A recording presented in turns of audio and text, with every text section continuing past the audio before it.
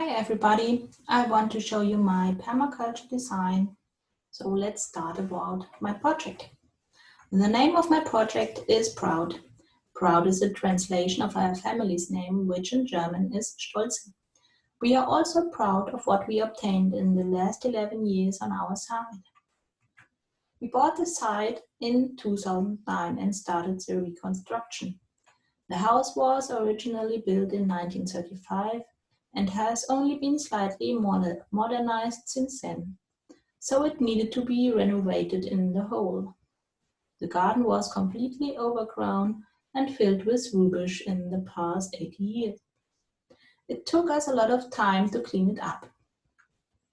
Before I start talking about the project, I would like to introduce myself briefly. My name is Monique and I'm 37 years old. I am married and the mother of two boys aged 9 and 5. I am an engineer specialized in process engineering. I studied until 2008 on the university in Erlangen. Afterwards, I spent time on my PhD studies in our beautiful city as well. Since a few years, I'm working as a project manager in different companies. From my really technical studies, I mainly took on thinking in cycles. We were taught with such technical cycles like the Carnot cycle or the law of mass and energy conservation. The technical background of my studies forms the basis of my permaculture thinking, because in nature, nothing is lost, everything is part of a cycle. Sometimes for me it's a challenge to implement things with simple solutions and not to use too much technology.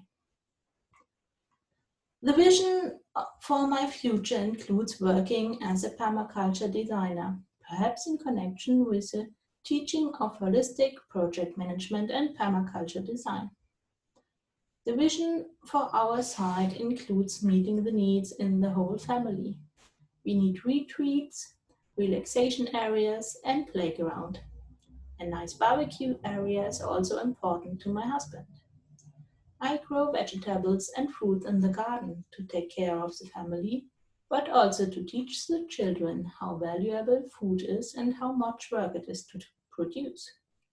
It's also important to me that the boys playfully recognize the beauty of nature and thus learn how important it is to protect it.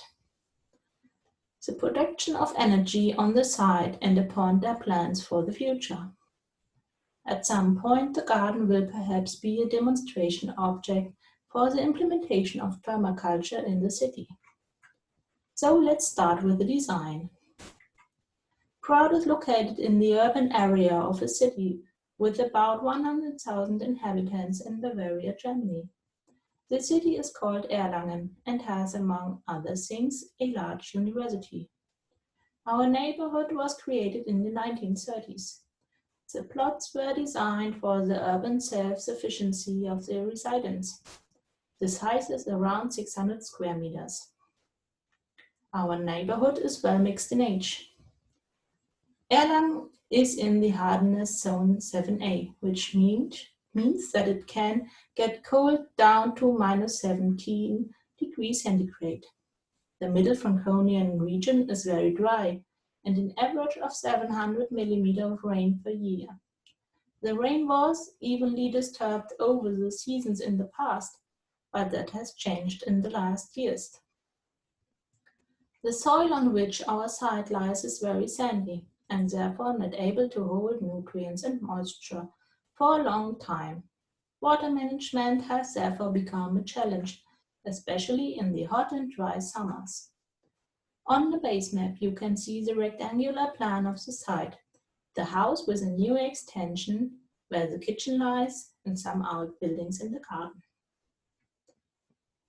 On a somewhat outdated Google Maps section, I have drawn the zones that are available on the site. Zone 0 describes the house, not shown in the map. Zone 1 is the vegetable and herb garden. I am there every day to harvest. This area is the sunniest part of the garden. Zone 2 is the orchard Also, this is not just one area, but it is disturbed over the entire site.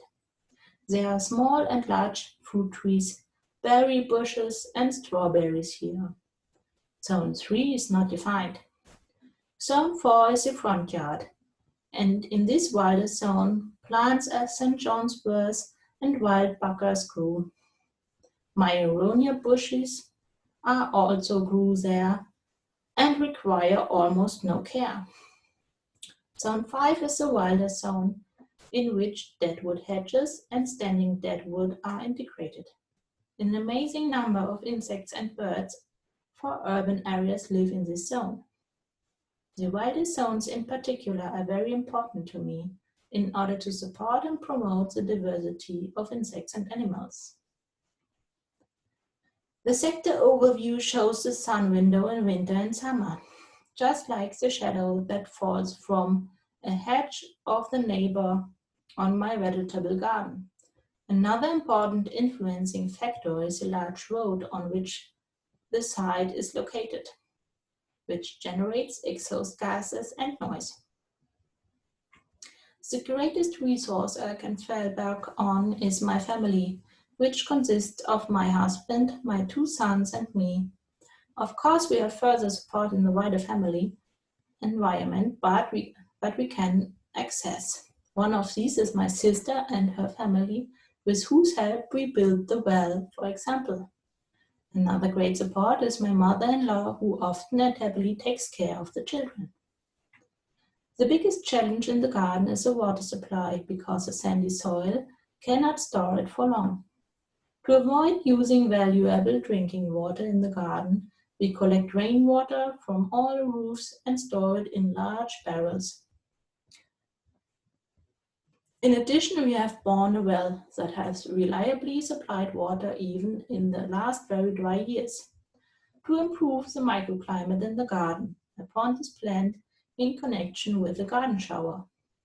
The superficial infiltration of rainwater from the house extension should also improve the microclimate in the garden. Due to the legal boundary, the city of Erlangen says to me the implementation of greywater use is not possible.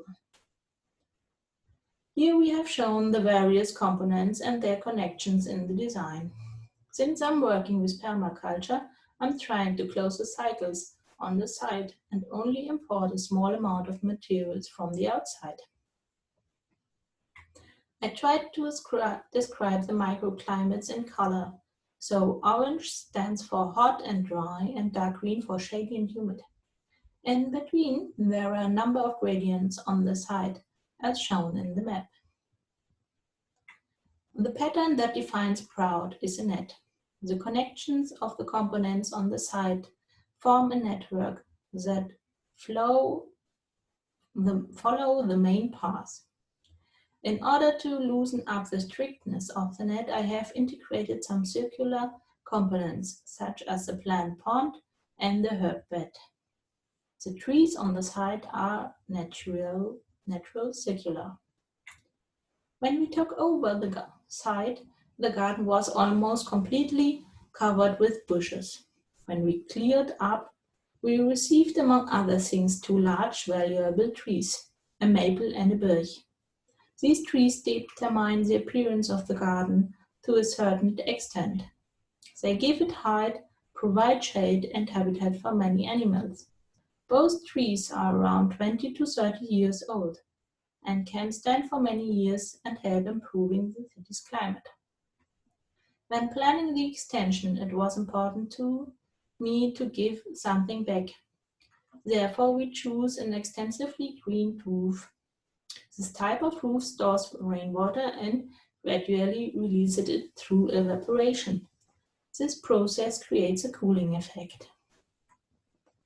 We are integrated into our environment through friendship and connections to the children's home and school across the street. We are also a member of the local settlers association. We can get help and equipment from there and make them available. We are integrated into a social network and part of the urban community. We mainly use electricity as an energy source that we supply from outside. The electricity is required to obtain the heat pump for hot water preparation and to operate various devices. For the future, it is planned to install solar cells in order to generate as much electricity as possible on the site. We do as many trips in the city as possible by bike, so I also cycle the 16 kilometers to work if possible.